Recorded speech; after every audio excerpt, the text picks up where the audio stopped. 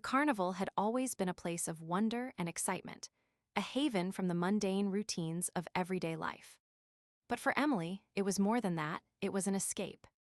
A chance to forget her troubles and lose herself in the magic of the Midway. As she walked through the crowded grounds, her eyes landed on a small, unassuming booth tucked away between a fortune-telling parlor and a booth selling stuffed animals.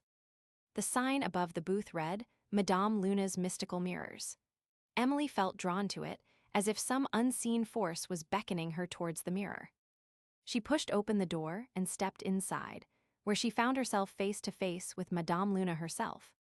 The old woman's eyes seemed to bore into Emily's soul, as if seeing right through to the deepest desires of her heart. "Welcome, child," Madame Luna said, her voice low and hypnotic. "I sense that you are seeking something more than just a simple glimpse into your future." Emily felt a shiver run down her spine as she nodded. She had always been drawn to the mysterious and unknown, and this mirror seemed like it could reveal secrets beyond her wildest dreams. Madame Luna smiled, her eyes glinting with amusement. "Very well," she said, leading Emily to a small, ornate frame in the center of the room. "This is no ordinary mirror. It reflects not just your physical appearance, but also the paths that life has taken you on, or not taken, if you will." Emily felt a surge of excitement as she gazed into the mirror's depths. At first, all she saw was her own reflection staring back at her. But as she looked closer, she began to notice something strange. Her reflection was no longer alone. There were versions of herself that Emily had never seen before, each one living a different life. There was Emily the scientist, working in a cutting-edge lab filled with futuristic equipment and rows of towering computers. There was Emily the artist, her studio cluttered with paint-splattered canvases and half-finished sculptures.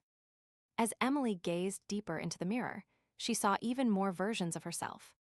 There was Emily the rock star, belting out power chords on stage to a sea of screaming fans. There was Emily the chef, whipping up intricate sauces and plating dishes that seemed almost too beautiful to eat. Each version of Emily was different, yet somehow connected to the one in front of her. It was as if they were all part of the same web of possibility, each strand representing a choice made or not made at some point in their lives. Emily felt a sense of wonder and awe wash over her as she gazed into the mirror. She had always known that every decision she made led to somewhere else, but seeing it all laid out before her this was almost overwhelming.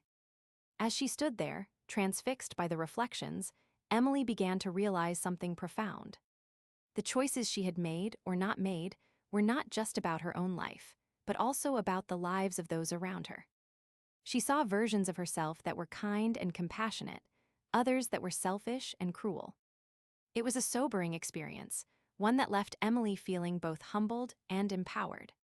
She realized that every decision she made had the potential to shape not just her own life, but the lives of those around her. As she stood there in front of the mirror, Emily knew that she would never look at herself, or the world, in the same way again. The reflections staring back at her were a reminder that every choice we make leads to somewhere else, and that the paths not taken are just as real as the ones we choose. Madame Luna's voice broke into Emily's reverie, reminding her of the mortal nature of life. "Remember, child," she said, "the mirror shows us only what is possible. It is up to you to choose which path to take." Emily nodded, feeling a sense of determination wash over her. She knew that she would never forget this experience, and that it would shape her choices for the rest of her life. As she turned to leave the booth, Emily caught one final glimpse of herself in the mirror. But this time, there was no reflection staring back at her. Instead, there was a message scrawled across the glass in bold, silver letters: "Choose wisely."